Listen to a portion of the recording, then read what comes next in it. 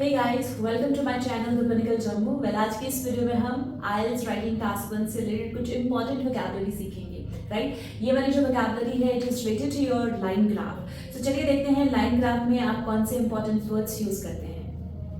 First of all, अगर हम line graph को देखें तो there will be two types of graphs, comparative graphs and trend graphs. So आपने अकॉर्डिंगली सबसे पहले तो आप फिगर आउट करोगे जो भी आपका लाइन ग्राफ है, वेदर उसमें आपने कंपैरिजंस करने हैं या फिर आपने ट्रेंड्स को डिफाइन करना है। कंपैरिजंस में आपके पास टाइम पीरियड गिवन नहीं होगा एंड जो ट्रेंड ग्राफ रहेगा उसमें आपके पास टाइम पीरियड अवेलेबल रहेगा, right. So for comparative graph the vocabulary that you can use is more और less, high or low, greater than or smaller than, and maximum or minimum, right? Now if we talk about trend graph, तो trend graph में जो आपके पास trends रहेंगे, there will be 4 types of trends. One, upward trend, there will be a downward trend, there will be stability and then there will be fluctuations, right? तो इन trends को define करने के लिए हमारे पास जो vocabulary होगी, इन trends को define करने के लिए हमें verbs और nouns की जरूरत पड़ती है, right? So चलिए देखते हैं upward trend से related आप कौन-कौन से verbs यूज कर सकते हैं। So the verbs that you can use for an upward trend it is increase, rise, go up, grow, climb, surge, soar, rocket, right? और इनके साथ में मैंने second form of verb he use कर लिया है। डिपेंड करेगा प्रेजेंट में है या फिर पास्ट में। अगर प्रेजेंट में होगा तो आप first form of verb use करेंगे, अगर आपका लाइन ग्राफ पास्ट में होगा तो आप पास्ट वर्ब्स यूज करेंगे, right. And let's have a look on the nouns that you can use for an upward trend. So जो नाउन्स आप यूज कर सकते हैं, an increase, a rise, a growth, a raise, a climb, an upward moment, a surge, right? So ये थी आपकी vocabulary related to an upward trend। चलिए देखते हैं downward trend से रिलेटेड आप कौन-कौन से verbs यूज कर सकते हैं।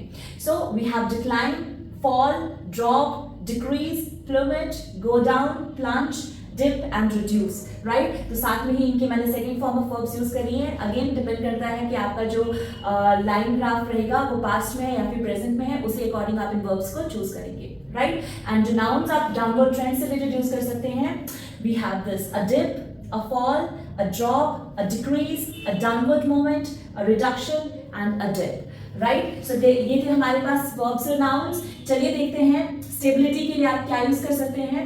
So we have these phrases for stability: a period of stability, a period of no changes, it did not change, stabilized, reached a period of stability, it did not move, it showed stability, it remained stable, it maintained the same level, it remained constant.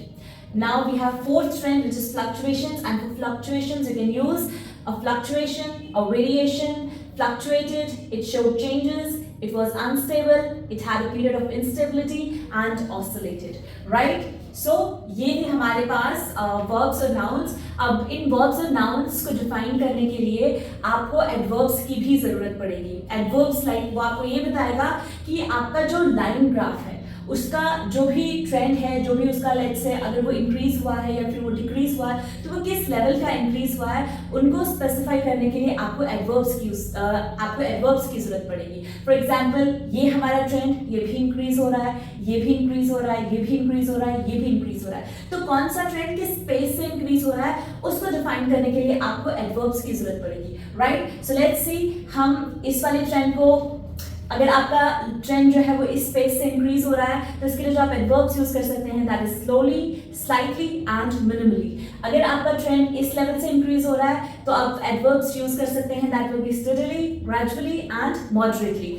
अगर आप इस level की trend को define कर रहे हैं तो आप adverbs significantly, constantly and substantially use कर सकते हैं।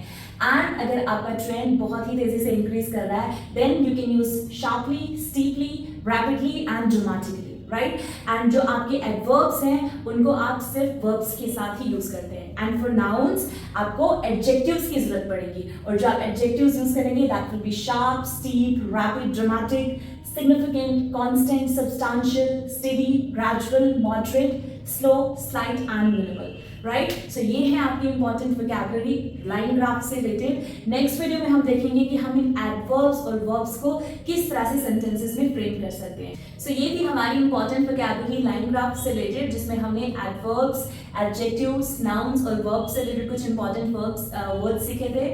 अगली वीडियो में हम देखेंगे कि हम इन वर्ब्स और एडवर्ब्स को सेंटेंस में कैसे फ्रेम करते हैं, एडजेक्टिव्स और नाउन्स को सेंटेंस में कैसे फ्रेम करते हैं।